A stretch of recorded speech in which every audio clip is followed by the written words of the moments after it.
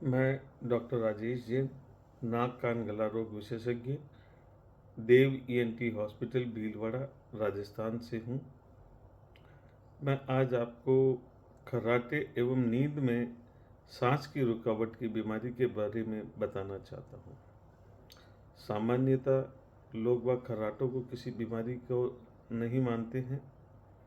इसको सामान्य रूप से लेते हैं कि ये तो घर में सभी को आती है। परंतु आज मैं ये बताना चाहता हूँ कि खर्राटों की वजह से क्या क्या होने की संभावना है। एक तो खर्राटे एवं नींद में जब सांस की रुकावट आने लगती है तब पेशेंट को रात में प्रॉपर नींद नहीं आती है। तो वो है पेशेंट जिनको खर्राटे आते हैं, वह दिन में किसी भी समय सो सकते हैं।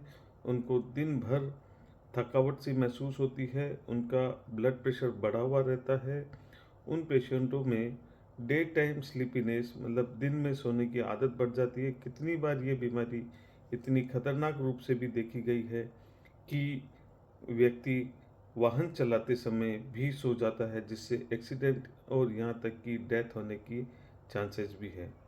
खर्राटों के कारण या नींद में सांस की रुकावट के कारण शरीर में ब्लड ऑक्सीजन की कमी हो जाती है। उस ऑक्सीजन की कमी के कारण कभी कभी सुबह के टाइम हार्ट अटैक या स्ट्रोक आने की संभावना भी रहती है, और यही चीज़ें आगे जाकर हमारे को ब्लड प्रेशर और डायबिटीज़ का बीमारी को होने की संभावना रहती है।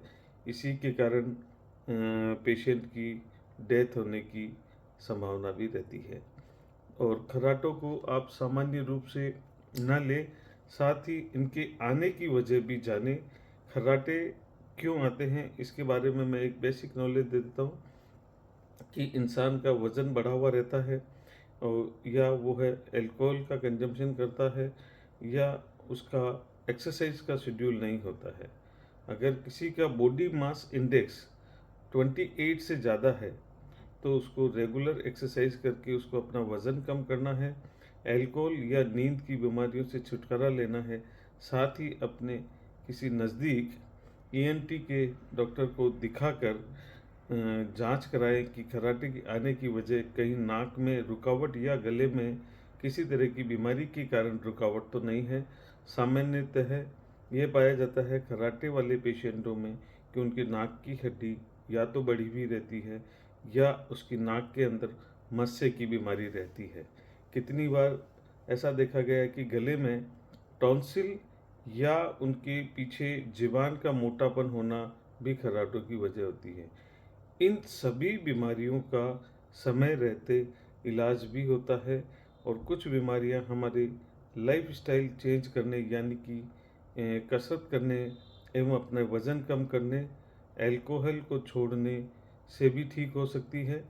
कभी कभी अगर नाक या गले में टॉन्सिल या नाक की हड्डी के बढ़े हुए होने के कारण हो तो उनका इलाज ऑपरेशन करवाकर अपने को इस बीमारी से बचा जा सकता है, जो कि लॉन्ग रन में जाकर हमें डायबिटीज़ या हाइपरटेंशन दे सकती है, और कभी कभी इसके कारण हार्ट अटैक या सेरिब्रल स्ट्रोक भी हो सकता है, जो कि पेशेंट के मृत्यु का कारण भी हो सकता है। Patient may die due to snoring और स्लीप एपनिया। सो मैं आपको इस बारे में जागरूक करना चाह रहा हूँ। आप अपना ध्यान रखें, अपने परिवार का ध्यान रखें। एक और बात जो मैं बताना चाह रहा हूँ कि खर्राटे की वजह से इतने खर्राटे इतने तेज होते हैं कि उसकी वजह से पेशेंट का लाइफ पार्टनर या स्पाउस उसके साथ नहीं सो पाता। यह कभी कभी एक तनाव की स्थिति हो जाती है। इसमें बहुत सी बार ये देखा गया है कि कपल में डाइवोर्स की स्थिति भी बन जाती है। तो आज इसी अनुरोध के साथ स्वस्थ रहें और अपने परिवार का ध्यान रखें और अपना रेगुलर चेकअप कराते रहें। धन्यवाद।